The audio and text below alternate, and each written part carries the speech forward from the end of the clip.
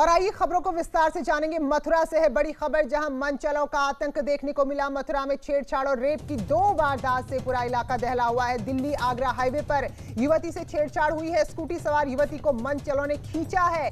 Yamuna expressway पर चलती बस में महिला से रेप हुआ है और इस मामले में आरोप कंडक्टर पर लगा, जिसे गिरफ्तार कर लिया गया है। तो ये 2 बड़ी घटनाएं हैं। देखें जरा, स्कूटी से खींचकर छेड़छाड़ की कोशिश में युवती का संतुलन बिगड़ा और वो सड़क पर गिर गई। तो मथुरा की तस्वीर है, जहां मनचलों की जो नापाक करतूत थी उसका शिकार होने से बच गई, लेकिन अपना संतुलन खो बैठी और एक युवती थी जो घायल हुई है। वहीं एक और घटना में एक महिला ने आरोप लगाया कि डबल डेकर बस के कंडक्टर ने उसके साथ रेप किया है। हालांकि यहां पर जो आरोपी है उसे गिरफ्तार कर लिया गया है। तो ये बड़ी खबरें हैं जो सामने आ रही हैं कि जो बदमाश हैं वो किस तरह से बेखौफ हो चले हैं और चाहे राह चलती सड़क हो या बस हो, इस तरह की घटनाओं को अंजाम दे रहे हैं।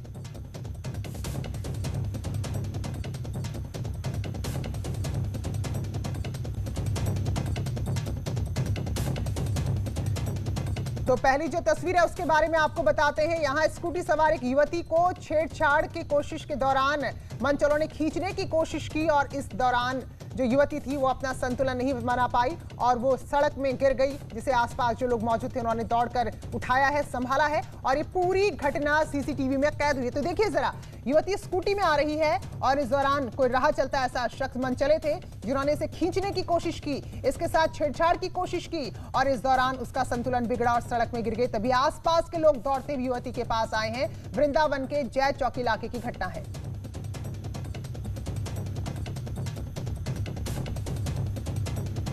आ रही थी अपने ऑफिस से शाम के टाइम, तो एक लड़का आया था मेरे पीछे बाइक पर। वो बदतमीजी से बोल रहा था कि मैं तुझे 500 रुपये दूंगा, ये दूंगा।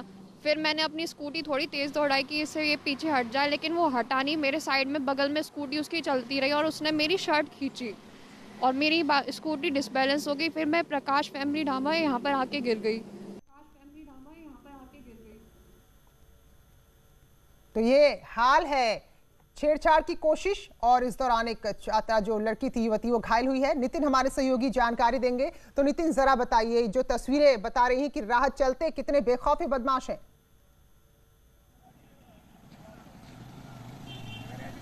देखिए, अगर हम बात कर रहे हैं बदमाशों की और मनचलों की, तो बदमाश कहीं ना कहीं जो घटनाएं हो रही हैं उसमें देखने में आता है कि बदमाश जो सुनसान इलाके होते हैं उसको वो चुनते हैं और उसके बाद वारदात को अंजाम देते हैं। जो लड़की के साथ छेड़छाड़ हुई है, इस घटना में भी कुछ ऐसा ही दिखाई दिया है। जब लड़की चौराहे से हाईवे पर जा रही थी और चौराहे तिराहे के आगे जब वो सुनसान इलाके में पहुंचती है तब मनचले उसको खींचते हैं, उसके संग फप्तियां कसते हैं और उसके बाद ये घटना होती है। इस घटना के बाद लड़की जो है, क्योंकि हेलमेट पहनी हुई थी और वो सड़क किनारे गिरती है, इसलिए लड़की बच जाती है। अगर अदरवाइज लड़की ने हेलमेट नहीं पहना होता और लड़की अगर एक्सप्रेसवे के बीच में गिरती तो जरूर किसी न किसी हादसे का शिकार हुआ होती और एक बड़ी घटना होती। फिलहाल जो इस घटना के सामने आने के बाद एसएसपी जो हैं उन्होंने सारी घटना का संज्ञान लिया है, सीओ को मौके पे बेचा है, सीसीटीवी फुटेज की जानकारी कर रहे हैं और उनका दावा है कि जल्दी जो आरोपी हैं उनकी गिरफ्तारी होगी। साथ ही हम अपने दर्शकों को बताना चाहेंगे कि जो घटना एक्सप्रेसवे पर हुई थी उसमें पुलिस ने मुकदमा कायम किया है, कंडक्टर को गिरफ्तार किया है, क्योंकि कंडक्टर और जो महिला थी उसके द्वारा जो आरोप लगाए गए थे उसमें काफ़ी विषमता थी और इसी के चलते पुलिस ने सारी जो जांच पड़ताल की है उसमें निकल कर आया कि महिला का और युवक के बीच में कुछ लेन देन को लेकर विवाद हुआ था, जिसके बाद उस महिला ने ये एफआईआर दर्ज कराई है। फिलहाल पुलिस ने लड़की का मेडिकल कराया है और मेडिकल कराने के बाद आरोपी को जेल भेज रही है। लेकिन कहीं ना कहीं कहा जा सकता है कि जो मनचले हैं उनके हौसले बुलंद हैं। पुलिस को पलक झपकने के साथ ही वो वारदात को अंजाम देते हैं और बेखौफ होकर फरार हो जाते हैं। जी बिल्कुल। तो यहाँ पर जो पूछताछ में आपका बताना है नितिन की इस बात सामने आई है कि जो कंडक्टर पर आरोप लगा है रेप का, दरअसल महिला और कंडक्टर के बीच में लेन देन का कुछ विवाद था और उसके चलते ही आरोप लगाया है। शुक्रिया नितिन आपका जानकारी के लिए। लेकिन ये तस्वीरें जरा देखिए, किस तरह से एक छात्रा को, एक युवती जो कि अपने ऑफिस से आ रही थी, उसके साथ छेड़छाड़ की कोशिश हुई और वहीं पे एक बहुत जबरदस्त हादसा होते होते वो युवती बची। कोई और गाड़ी नहीं गुजर रही थी, वरना सोचिए उसकी जिंदगी पर ये छेड़छाड़ भारी पड़ सकती थी। तो वहीं मथुरा से जो खबर आई थी, वहां रेप की सनसनीखेज वारदात सामने आई थी और आरोप लगा डबल डेकर बस के कंडक्टर पर। हालांकि भी हमारे सहयोगी ने बताया कि जो पुलिस की शुरुआती छानबीन है, जो शुरुआती पूछताछ है, उसमें बात सामने आ रही है कि उस कंडक्टर के बीच और आरोप लगाने वाली महिला के बीच पैसों का लेन देन था। इसी को लेकर कुछ विवाद था और तभी महिला ने ये आरोप लगाया है। हालांकि मेडिकल चेकअप किया गया है महिला का और उसके बाद आगे कार्रवाई की जाएगी। तो मार्ट इलाके के टोल प्लाजा के पास की घटना, महिला ने बताया कि उसके साथ उसके कंडक्टर जो बस में था उसने रेप किया है। तो फिलहाल कंडक्टर को गिरफ्तार किया गया है और पूरे मामले में पड़ताल की जा रही है। एक महिला द्वारा शिकायत दर्ज कराई गई कि जब वह एक प्राइवेट डबल डेकर बस से लखनऊ से दिल्ली अपने घर जा रही थी, तो इसी दौरान रास्ते में टोल मार्ट के पास बस के हेल्पर द्वारा उनके साथ गलत काम किया गया। उनकी सूचना पर अभियोग पंजीकृत किया जा रहा है। आरोपी को हिरासत में लेकर अग्रिम विधिक कार्रवाई की जा रही है। और मैनपुरी से खबर है, जहां जूतों की माला पहनाई गई है। एक महिला और युवक से अमानवीय सलूक किया गया है। पहले सिर मुंडवाया गया और उसके बाद गले में जूतों की माला पहनाई गई। तो बताया जा रहा है कि दोनों के बीच में प्रेम संबंध था और ग्रामीण इस बात से नाराज थे, जिसके बाद पहले जूते चप्पल से दोनों को पीटा गया, सिर मुंडवाया गया और फिर जूते की माला पहनाकर गांव में घुमाया गया। तो ये शर्मनाक घटना सामने आई है। तस्वीरों में देखिए, जो महिला है और एक जो युवक है, इन दोनों पर आरोप है कि एक दूसरे से प्रेम करते थे और गांव वाले खुद ही यहां ठेकेदार बन गए और प्रेम करने की सजा भी तय कर दी। पहले उनको पीटा गया, सिर मुंडवाया गया और फिर गले में जूते चप्पल की माला पहनाकर उन्हें घुमाया गया। ये बहुत ही शर्मनाक घटना जो मैनपुरी से सामने आई है।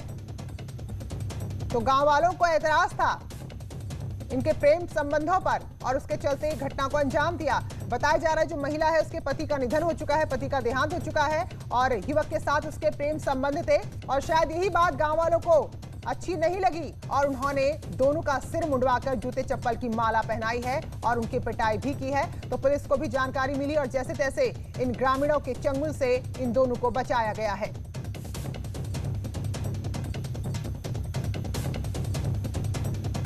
तो बहुत शर्मनाक तस्वीरें हैं जहां पर दो लोगों के संबंधों पर गांव वालों को इतना कड़ा एतराज हुआ कि उनके साथ ये सलूक किया गया। देखिए जरा, महिलाएं भी खड़ी हैं, युवक पुरुष हर कोई खड़ा हुआ है और तमाशा देख रहा है और कहीं ना कहीं वो उनकी ही रजामंदी से सब कुछ हो रहा है जो इन दोनों को प्रेम करने की सजा दी जा रही है। और मऊ का रुख करेंगे। मुख्तार अंसारी का एक और किला ध्वस्त कर दिया गया। मुख्तार अंसारी के अवैध साम्राज्य पर बुलडोजर लगातार चल रहा है। रैनी स्थित एफसी गोदाम में बाउंड्री वॉल को गिराया गया। दरअसल यहां पर किसानों की जमीन पर कब्जा किया गया था और अवैध तरीके से बाउंड्री वॉल वहां पर बना दी गई थी, चार दीवारी बना दी गई थी। लेकिन अब यहां भी प्रशासन का बुलडोजर चला है और जो अवैध खाद्य भंडारण गृह बनाया गया था मुख्तार अंसारी ने, उसकी पत्नी आसफा अंसारी के नाम ये गोदाम बनाया गया था और ग्रामीणों की जमीन पर कब्जा किया गया था। लेकिन आज प्रशासनिक टीम पूरे दल बल के साथ पहुंची है और इस चार दीवारी को गिराकर कब्जा मुक्त कराया गया है। तो इससे पहले कल जो स्लॉटर हाउस अवैध तरीके से चल रहा था उस पर कार्रवाई हुई थी, उस स्लॉटर हाउस को गिराया गया था और आज किसानों की अवैध जमीन पर जो अवैध कब्जा था उसे कब्जा मुक्त कराया गया है और इस दौरान किसी भी तरह के काम में कोई अवरोध उत्पन्न ना करे, इसलिए काफी दल बल के साथ टीम यहां पहुंची थी। कार की पत्नी के नाम से यहाँ पे हुए गोदाम बनवाया गया था। उनके 3 पार्टनर और भी हैं। उन लोगों ने ये ग्राम समाज की जमीन पर अवैध कब्जा कर लिया था। साथ ही एक अनुसूचित जाति की जमीन पर भी अवैध कब्जा कर लिया था, जिसका इन्होंने दाखिल खारिज करवा लिया था, लेकिन उसकी सेल परमिशन जिलाधिकारी से नहीं ली गई थी। ये जमीन राज्य सरकार में वेस्ट हो चुकी है।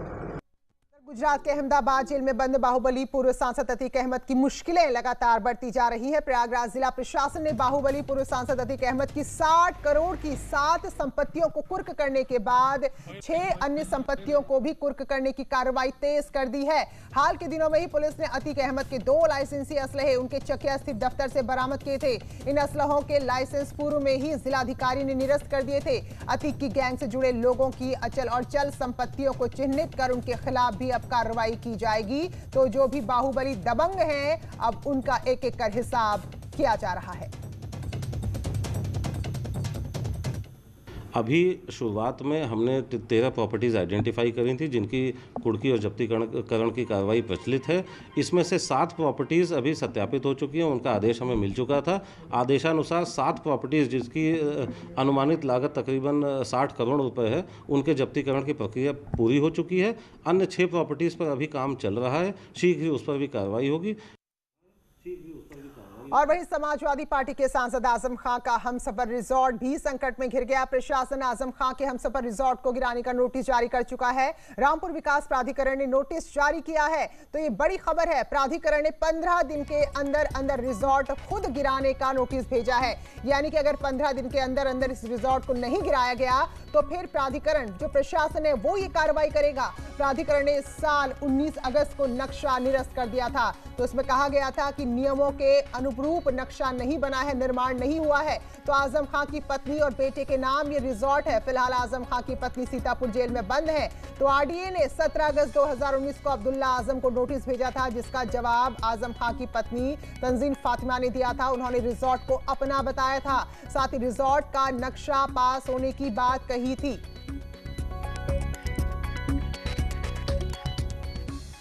उधर लखनऊ नगर निगम ने आजम खां को आवंटित रिवर बैंक स्थित मकान को सील कर दिया है। नगर निगम ने नोटिस चिपका दिया है। पिछली सरकार में आजम खां की दूर की रिश्तेदार निकहत के नाम पर इसे आवंटित किया गया था। तो जहां जहां ठिकाने हैं, जहां जहां अपने रसूख का इस्तेमाल कर गलत फायदा उठाया गया है, संपत्ति अर्जित की गई है, वहां वहां कार्रवाई हो रही है। तो लखनऊ में भी नगर निगम ने नोटिस चस्पा कर दिया है।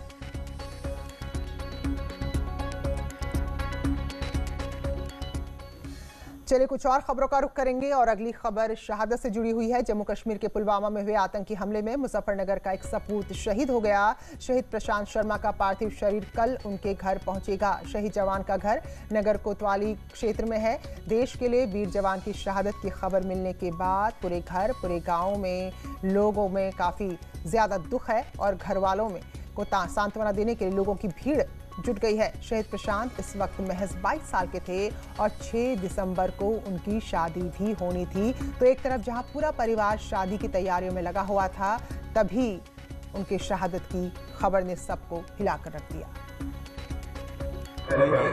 ये 2017 में भर्ती हुआ था। 17 नवंबर को ज्वाइनिंग हुई थी नेक नाइट सेंटर अहमदनगर। तो अब कहाँ पर की पोस्टिंग थी? अब उसकी 15 RR पुलवामा श्रीनगर में। तो अब आपको कैसे सूचना मिली, मतलब कि फोन आया हुआ कैसे? ये सुबह उनके सूबेदार मेजर का फ़ोन आया था 7:15 बजे मेरे पास।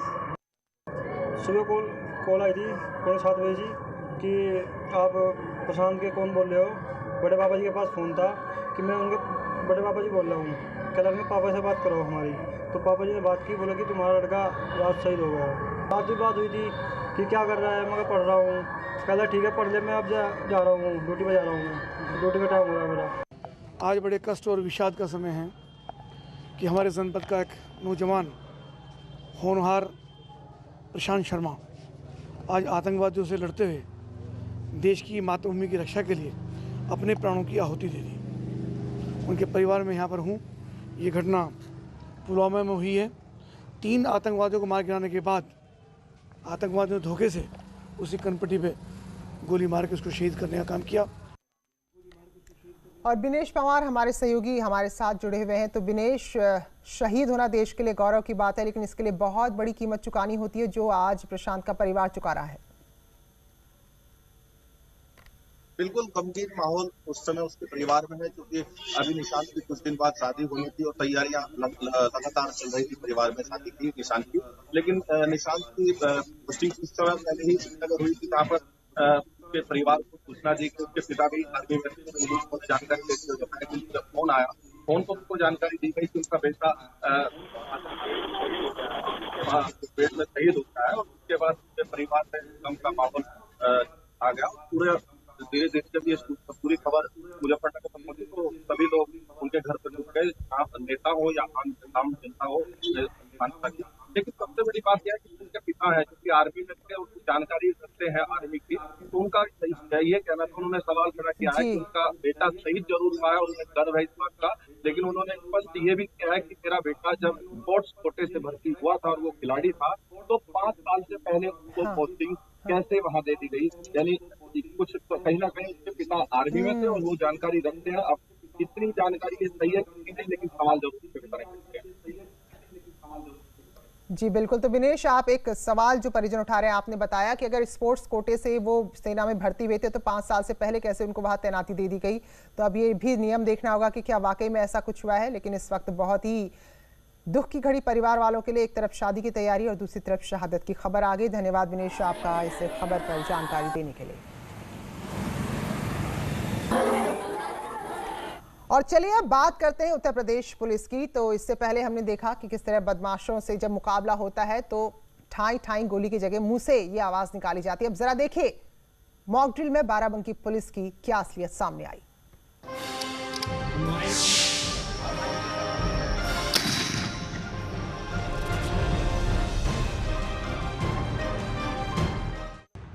बाराबंकी पुलिस का हाल, ट्रेनिंग में हो गए फेल, हथियार तो संभलते नहीं, ये सुरक्षा क्या देंगे। मिसफायर वाली खाकी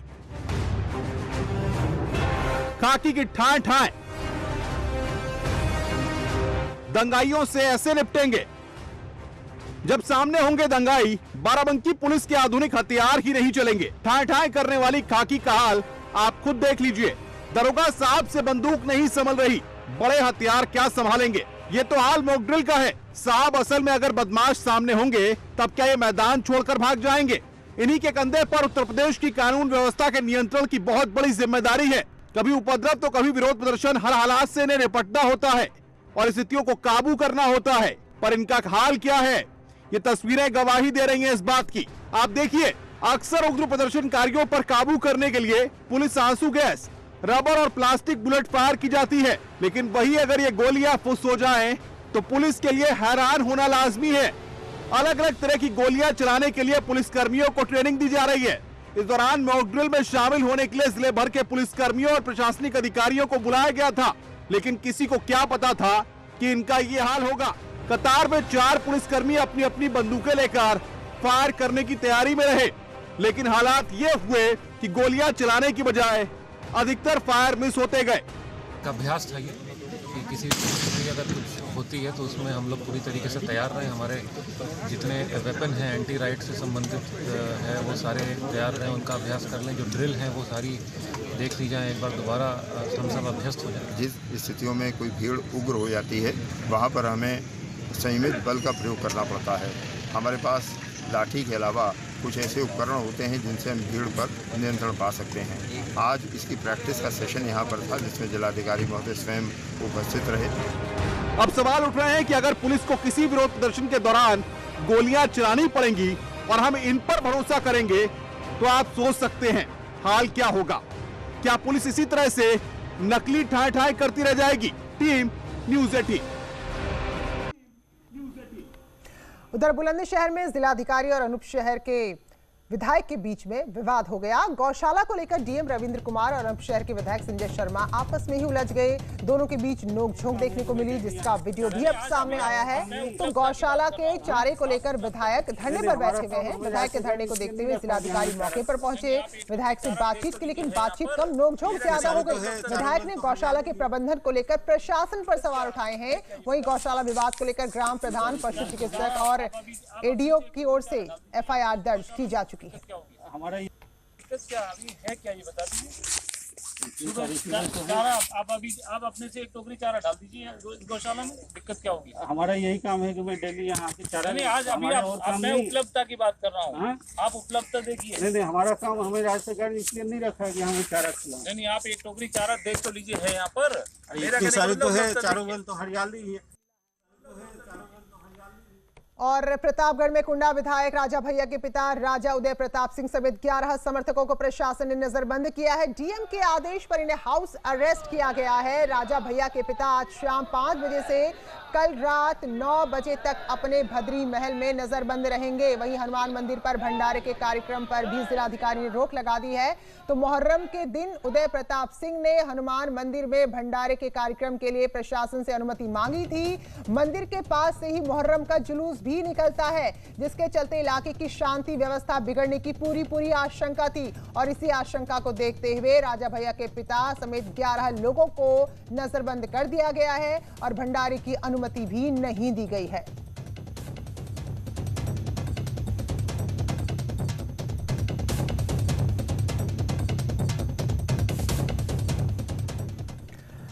राज्य के कैबिनेट मंत्री सतीश महाना की रिपोर्ट भी पॉजिटिव आई। उन्होंने खुद ट्वीट कर इसकी जानकारी दी। सतीश महाना ने लिखा है कि कोविड के प्रारंभिक लक्षण दिखने पर कल मैंने टेस्ट करवाया, जिसकी रिपोर्ट पॉजिटिव आई है। डॉक्टर्स की सलाह से मैंने खुद को घर पर आइसोलेट कर लिया है। मेरा निवेदन है कि आप में से जो लोग भी गत कुछ दिनों में मेरे संपर्क में आए हैं, कृपया अपनी जांच करवा लें। तो आपको बता दें कि योगी कैबिनेट के 2 मंत्री चेतन चौहान और कमल रानी वरुण भी कोरोना की वजह से अपनी जान पहले गंवा चुके हैं, जबकि कई मंत्री बीते दिनों कोरोना पॉजिटिव निकल चुके थे। और अब सतीश महाना भी कोरोना संक्रमित आए हैं और अपने संपर्क में आए लोगों से अपनी जांच कराने के लिए ट्वीट के जरिए वो कह रहे हैं।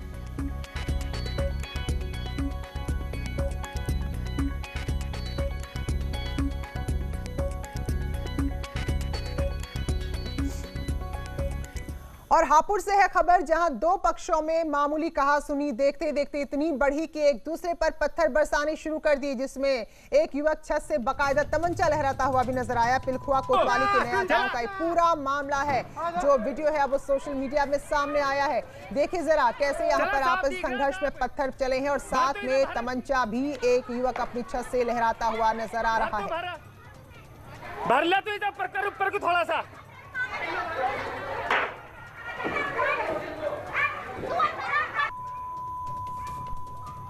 तो इन तमाम खबरों के साथ बुलेटिन में फिलहाल इतना ही। ब्रेक के बाद भी खबरें जारी हैं।